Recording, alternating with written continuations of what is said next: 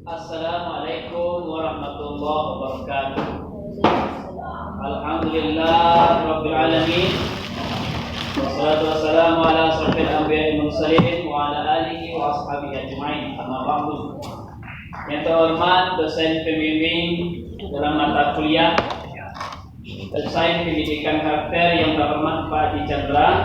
Kemudian yang terhormat rekan-rekan sekalian, bapak-bapak, ibu-ibu, mahasiswa sekalian. Baiklah, kami akan membacakan makalah kami yang berjudul Langkah Pengembangan Desain Pendidikan Karakter. Yang pertama yang perlu kami bahas ini adalah kebutuhan nilai-nilai karakter di sektor sekolah sebagai leading sektor.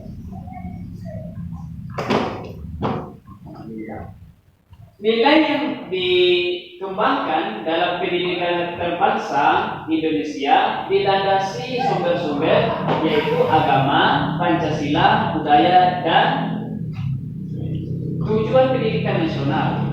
Berdasarkan keempat sumber tersebut, telah diidentifikasi 18 nilai-nilai yang dapat dikembangkan melalui pendidikan karakter di suatu pendidikan seperti tertera pada kolom di bawah ini.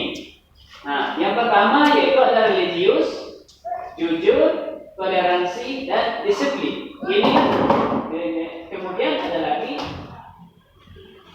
yaitu kerja keras, kreatif, mandiri, demokratis, rasa ingin tahu, semangat, cinta tanah air, menghargai prestasi, dan bersahabat, komunikatif, cinta damai. Kemudian juga gemar membaca, peduli lingkungan, peduli sosial, tanggung jawab. Itulah nilai-nilai dan karakter yang dapat dikembangkan dalam desain pendidikan karakter ini. Kemudian yang kedua, internalisasi nilai-nilai karakter di sekolah itu sering kita dengar berita tentang tawuran misalnya antar pelajar, baik pelajar dalam satu sekolah maupun pelajar antar sekolah yang lain. Perkelahian tersebut juga sering dilakukan secara terbuka di luar sekolah, tidak hanya dengan tangan kosong, bahkan sudah menggunakan bermacam-macam senjata tajam dan senjata lumpur. Dan juga selain itu, para pelajar juga sering menggunakan obat-obat terlarang seperti minuman keras juga, serta terjerumus dengan geng motor misalnya. Nah, sungguh suatu gambaran kurang dunia pendidikan yang sangat memperhatikan. Oleh karena itu, maka perlu kita desain supaya pendidikan ini bisa menjadi pendidikan yang berkarakter, yang baik. Kemudian bagaimana cara mengembangkan hal tersebut? Yang pertama yaitu religius. Religius ini ialah sikap yang perilaku yang patuh dalam melakukan agama. Yang kedua bisa kita terapkan yang jujur misalnya. Jujur ini ialah berarti yang disalurkan pada upaya menjadikan dirinya sebagai orang yang selalu dapat dipercaya. Kemudian yang ketiga toleransi, bahwa kita hidup ini banyak toleransi baik sesama kita maupun sesama agama yang lain. Kemudian yang keempat, disiplin. Karena berdasarkan disiplin ini, maka kita bisa menjalankan semua tata tertib sehingga kita menjadi tertib. Yang kelima adalah kerja keras. Perilaku yang menunjukkan upaya sungguh-sungguh dalam mengatasi berbagai hambatan belajar, tugas dan menyelesaikan tugas dengan sebaik-baiknya. Kemudian yang keenam, kreatif. Karena kreatif ini apabila kita bisa berkreatif, berpikir dan melakukan sesuatu untuk menghasilkan cara atau hasil yang ini sesuatu yang telah dimiliki. Banyak jawaban ini. Yang ketujuh yaitu mandiri. Yang ke-8 dan demokratis. Juga yang ke-9 rasa ingin tahu. Yang ke-10 semangat pemberontakan dan selanjutnya sampai ke-18. Nah, maka inilah desain-desain pendidikan karakter yang bisa kita kembangkan. Semoga pendidikan kita nantinya bisa menjadi pendidikan yang berkarakter yang baik. Itulah kira-kira dari saya. Mungkin akan disambung oleh Pak Munasri. Kepada Pak Munasri kami persilakan.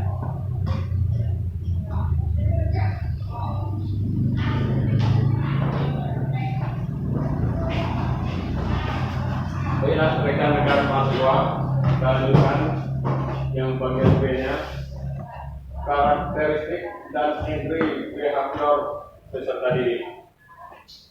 Sikap dan penampilan siswa dalam proses pembelajaran juga merupakan aspek lain yang dapat mempengaruhi sistem pembelajaran.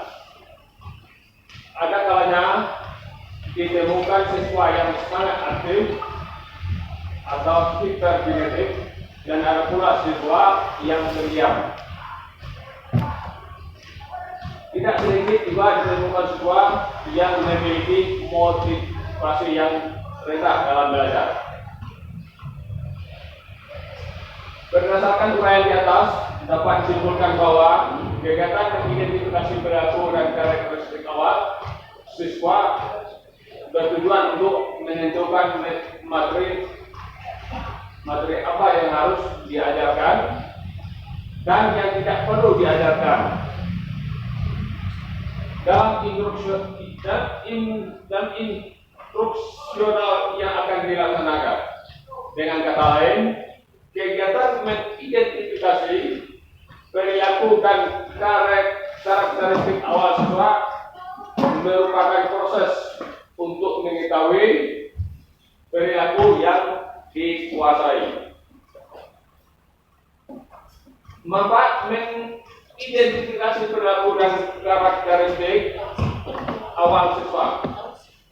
Mengidentifikasi perilaku awal dan karakteristik siswa dalam mengembangkan program pembelajaran sangat perlu dilakukan, yaitu untuk mengetahui kualitas perseorangan sehingga dapat dijadikan petunjuk dalam mendeskripsikan strategi pengelolaan pembelajaran. Aspek yang terungkap dalam kegiatan ini bisa berupa bakat, motivasi belajar, gaya belajar, kemampuan berpikir, minat, atau kemampuan awal. Hasil kegiatan mengidentifikasi perilaku dan karakteristik awal siswa merupakan salah satu dasar dalam mengembangkan sistem instruksional yang sesuai untuk siswa. Dengan melaksanakan kegiatan tersebut, masalah heterogen siswa dalam kelas dapat diatasi sehingga setidak-tidaknya banyak dikurangi. Menurut penulis, setidaknya ada 6 manfaat dari mengidentifikasi perilaku dan karakteristik awal peserta didik. Di antaranya, 1. Untuk memperoleh informasi yang lengkap dan akurat berkenaan dengan kemampuan serta karakteristik awal siswa sebelum mengikuti program pembelajaran tersebut. 2. Menyeleksi tuntutan, bakat, minat, kemampuan serta kecenderungan peserta didik berkaitan dengan pemilihan program-program pembelajaran tertentu yang akan diikuti mereka. 3. Menentukan desain program dan atau pelatihan tertentu yang perlu dikembangkan sesuai dengan kemampuan awal peserta didik. 4. Mengetahui tentang luas dan jenis pengalaman belajar siswa. Hal ini berpengaruh terhadap daya serap siswa terhadap materi baru yang akan disampaikan. Yang kelima, mengetahui latar belakang siswa dan keluarga siswa yang meliputi tingkat pendidikan orang tua, sosial ekonomi, emosional, dan mental, sehingga guru dapat menyajikan bahan serta metode belajar yang lebih variatif, serasi, efektif, dan efisien. 6. Mengetahui tingkat pertumbuhan, perkembangan, aspirasi dan kebutuhan siswa, serta mengetahui tingkat penguasaan yang telah diperoleh siswa sebelum mengikuti proses instruksional. Kemudian untuk selanjutnya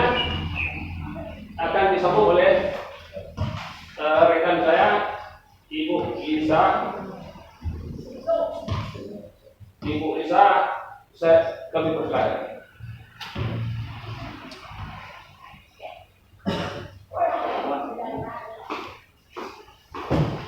Terima kasih atas waktunya. Di sini saya akan melanjutkan dari Bapak Nasri.